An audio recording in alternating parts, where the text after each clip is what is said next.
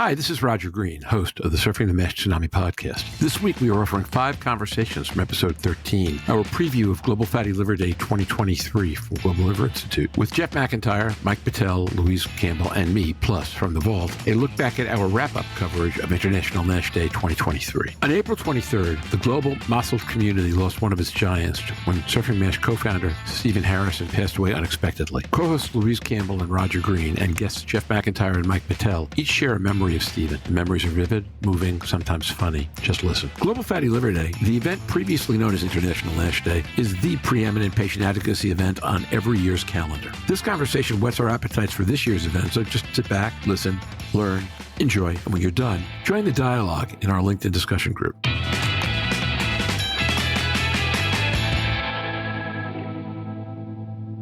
So it's only been 6 days actually, since we recorded our last episode, but it feels like the world has changed. The evening after we recorded the episode, we heard the sad news that our co-founder and co-host and colleague, Dr. Stephen Harrison, had passed away suddenly early last week. If you were on LinkedIn, if you were on Facebook, if you were anywhere in social media, you'll see hundreds, maybe thousands of tributes pouring in through the week from all over the world and all different kinds of people. And I will be talking a little bit more at the end of this episode in our business report about the tribute that we plan to start for Stephen on this episode next week. But right now, we're here to talk about something more promising, which is Global Fatty Liver Day on June 13th, 2024. Jeff McIntyre is here. Mike Betel is here. Louise is here. I'm here. And this will be the first conversation we have about this. We will also be inserting individual interviews with folks out in different countries or parts of the world about what they're doing as part of the day as we move forward. That'll be coordinated activity that you'll hear in the middle of the week. Sometimes you'll just find an extra episode pop in or a conversation, and that's what it'll be. To get started, though, before we go to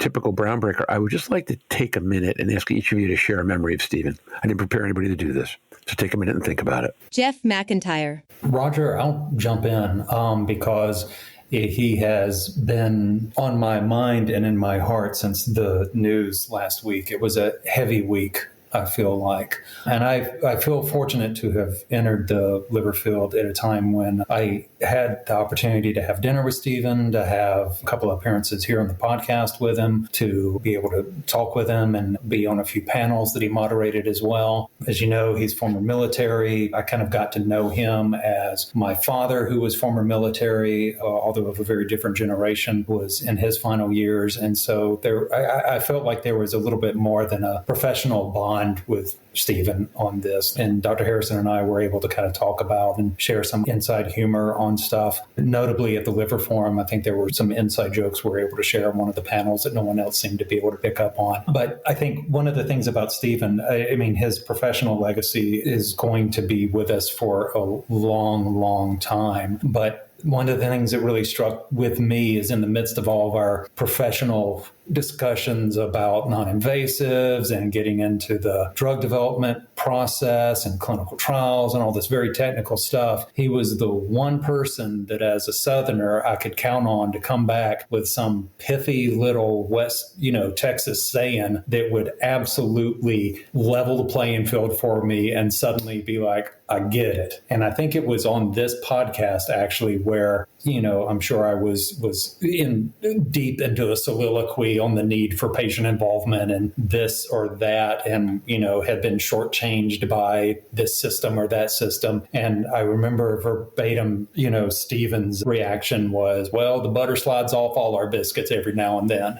And it just absolutely was, foremost, I thought, I'm stealing that. And it just absolutely was such a kind of humble and humbling sort of turn of phrase that his Texas demeanor, I think, often got lost in some of these conversations. And I just kind of reflect on, in that it really, to me, represented the whole man, if you will. And it's certainly a great loss. I think that's a great story and a great comment. And for those who are not familiar with American regional patois, you will note that as soon as Jeff started talking about him and Stephen being Southern, the G dropped off the back of all of his participles, which is, in fact, part of the story in and of itself. Thank you, sir.